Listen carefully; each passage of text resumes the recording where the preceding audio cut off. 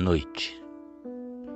Perturbados pela distância do guarda-caça, a maioria dos caçadores também partiram. E com isso, a criatura se sentiu livre para agir impunemente. A fera prosseguiu impiedosa, e não demorou muito para que mais uma vítima de seu feroz ataque fosse encontrado. Dessa vez foi um rapaz de 14 anos. O pobre menino foi encontrado totalmente desfigurado, e seu corpo se encontrava incompleto. Na mesma noite, uma segunda vítima foi feita pela criatura. Era uma mulher que por aqueles dias tinha dado à luz, e no momento do ataque, carregava em seus braços seu filho recém-nascido. Com tantos acontecimentos que vinham acontecendo, o rei ficou furioso com a carta do guarda-caça e ordenou que Denival fosse trazido à sua presença. Denival, temendo sofrer represária, acabou fugindo para outro país, assim desaparecendo da história. Um dos conselheiros de Luís XV indicou um homem para assumir o lugar do guarda-caça. Ele era um renomado taxidermista parisiense e já havia caçado todo tipo de presa na Europa e na África. Belterne chegou sem fazer estardalhaço e aparentemente fez muito pouco no início. Explorou a floresta, desenhou mapas e também assinalou neles aonde a besta tinha sido vista. Em uma de suas expedições, que fazia para reconhecer possíveis hábitos da criatura, encontrou com o nativo de Manitoba, que ficou para trás após a desistência de Denival. O homem, que passou a ser chamado de Mani, ofereceu suas habilidades como rastreador. Foi então que, em 21 de setembro, Belterne organizou um grupo de caça, formado por 40 caçadores locais e uma dúzia dos melhores cães farejadores.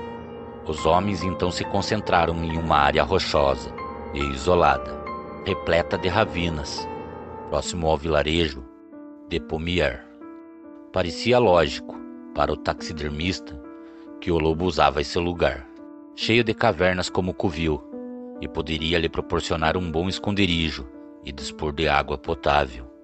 O plano era levar a caçada até um lugar em que a fera se sentisse segura e onde ela não esperava ser confrontada. Logo que chegaram ao local, os cães captaram um cheiro e começaram a latir como loucos. Não demorou muito para a besta emergir de uma caverna. Um dos homens deu o alerta e, em seguida, Belterne disparou com o seu mosquete, acertando em cheio o dorso da fera.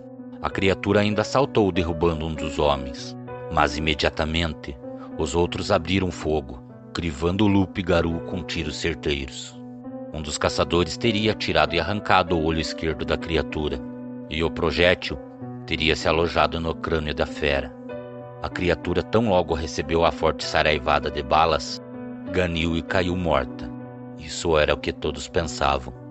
Enquanto os homens comemoravam, acreditando que tinham exterminado a famigerada besta de Gévaudan, não notaram que a criatura se movimentava devagar. De repente se ergueu e investiu novamente com uma ferocidade sobrenatural. Uma segunda saraivada de balas foi disparada, e finalmente a fera acabou tombando por terra.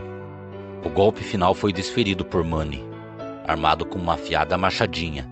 Saltou sobre a fera. Sua arma caiu pesadamente, despedaçando o crânio da besta.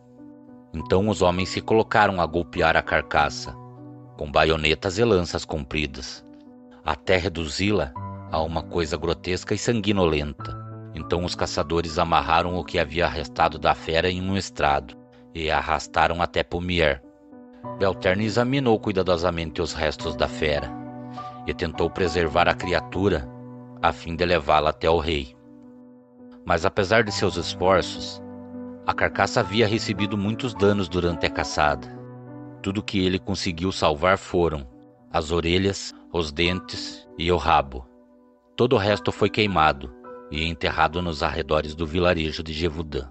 Por mais de um ano, as coisas ficaram tranquilas em Gévaudan e a vida foi voltando ao normal.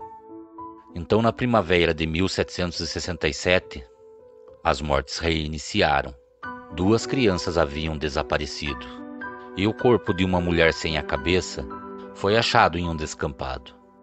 Belterne foi chamado para retornar a Gévaudan, mas ele afirmou que aquelas mortes não eram o trabalho de nenhuma criatura, e sim de um maníaco.